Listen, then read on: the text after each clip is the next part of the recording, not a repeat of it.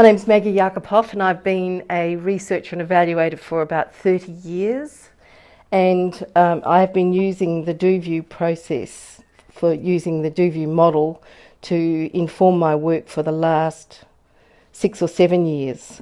The reason I use DoView is because it enhanced what we used to do when we were doing program logics in the past. And the great thing about using the DoView process, it's the process itself creates a common understanding of a group of workers who are trying to achieve something, and it's the discussion that informs what goes into each part of the DoView that matters. So on this first page, what you can see is a summary of the evaluation project. So we have a project title, and I like to put on what I call an icon or some kind of picture that relates to the program. I always put a date. It's very important to keep, every time that you look at the DoView, that you review it and keep the date. A brief overview or a description of the project is really important. The aim of the evaluation, so what is the role of the evaluation in this piece of work, and the broad approach that the evaluation is going to take. Now, none of that, the aim of the evaluation, the approach to the evaluation, are not what you start with. It's kind of the last thing that you do. This document becomes a summary of the evaluation. And over here we have a couple of links to the evaluation questions and one to the evaluation plan. The other thing is working in a bigger organisation. There are various levels of sign-off for the DoView itself, so that you've got managers, workers, you've got cultural advisors or service users, and they all need to have a look at this to understand it and to sign it off. Now the DoView work is done with the staff who are involved with running the project, and what we begin on the second page with an outcomes of the project. So it's that very first box there, and sometimes you can spend a whole session on that box getting clarity, and it is worthwhile. It is worthwhile making sure that every box that everyone is clear about that particular box. That's the most important thing. Then the next important box is the rationale box. So basically based on evidence, experience, or some kind of a mandate from funders, this is why we are trying to achieve those outcomes. So the staff have to try and explain that, and that gets summarised. One of the things that I seem to be quite good at is to synthesise the discussion into some few pertinent words. The other thing I do is I get them to talk about risks to achieving those outcomes, and in brackets in the same box I put what the mitigation strategies are going to be to avoid those risks. Now, we don't necessarily insist on that in the first session. That's something that can get dealt with in later sessions. These usually take 2 or 3 sessions. Then the next column, if you like, the middle of the project, the middle of the page, is about the strategy. So these are the strategies that are going to be adopted to achieve this overall outcome, and each of them has to logically be leading to that outcome. That's the value of the discussion. And then the next part of this is the key overarching questions. So these are the key overarching evaluation questions, and they really relate to the outcomes of the project rather than each of the strategies, because we'll get to that in a minute.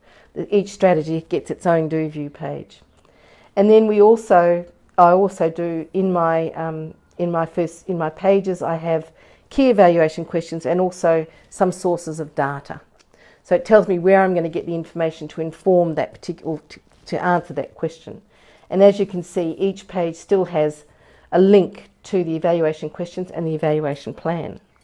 So as I mentioned, each strategy gets its own evaluation page. So here we are, strategy A.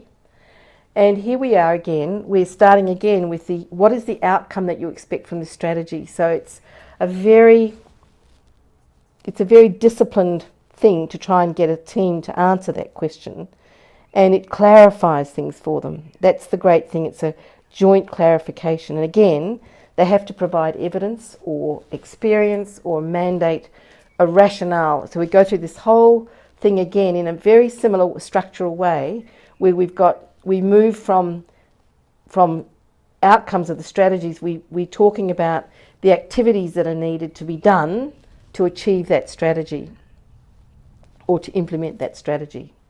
And then once again, you have this key evaluation questions and the sources of evaluation data. Now, these questions relate to these activities, and they can be process, they can be outcome, whatever it is, because they will change according to what the strategy is about.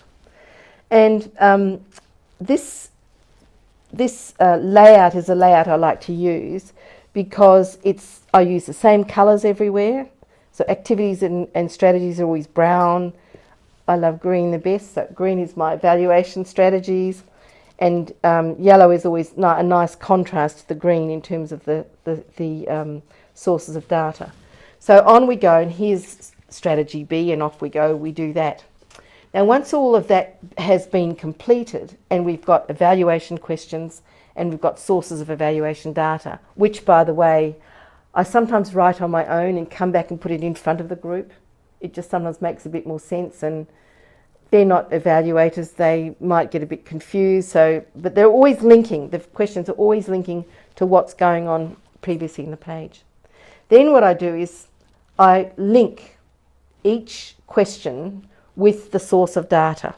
So as you can see here, there are individual sources of data, and I link each question, and I do a link without an arrow or without a line. And it means that when you can use that show links link button in DoView in the top right hand corner, you can see which questions are being asked by which source of data. And you can repeat these sources of data on other pages if you like. They'll still be linked to these questions, and you can use this source of data to answer other questions as well. Then what I do is I gather up all the evaluation questions and I put them on one page. And because I like to think about a results-based accounting method, the three main evaluation questions we're trying to answer is, what do we do? So what did we do? How much did we do really? And who did we do it with? And how many people were involved and what have you? How well did we do it with? Which is a sense of what was the quality of what we did, and then what were the outcomes. So what difference did what we did make, and to whom, and that kind of stuff. So all the questions here are cloned from these previous pages, and they're cloned here so that I can change things here to clarify them, but I can also change them on the original page where they appeared. And then I sort them. So I like to do, this is a grouping of these questions, and I like to group them around these questions into those groups. And it just helps to clarify in my mind and in the mind of the group that I'm working with, which of these kind of questions, which of these domains we're trying to answer these questions in. And then I map in a similar fashion, I do clones of each of the evaluation, the sources of data. And I map them on this evaluation plan document. And for each source of data, and as I said, we can use more than one source of data to answer different questions, I found this lovely green arrow, which I love. I love these little arrows, which you can make big or small. And I link that back to the timing of, like, when are we going to collect that data and who is going to collect it. And you can create as many data sources as you like. And again, if you show your links using that button on the right-hand side, you can see how many evaluation questions are being asked by each source of data. Now, you can't see it on the model that I've got, but that's just what it does. And what this provides me with, and whoever I'm working for and whoever I'm accountable for, it provides them with a sense of what I'm going to be doing in this evaluation, or who's going to be doing what to answer these important evaluation questions, when they're going to do it. So it becomes the evaluation plan without having to write a 30 or 40 page document. It's not that you don't have to follow up with other documents, because you do. You have to, for each data source, you've got to think about what are the questions you're going to ask in more detail and those sort of things. And again, we have, at the bottom of the page, we have links to the evaluation question page and links to what I call the overview page. So that's that very first page that I showed you here, which was the description of the project. Okay, so once we've done that work on the evaluation plan, we go back to the very front page, which is like your cover page for this document. And then you can put in the aim of the evaluation and the approach to the evaluation much more clearly, because you've got a better sense of what you're doing.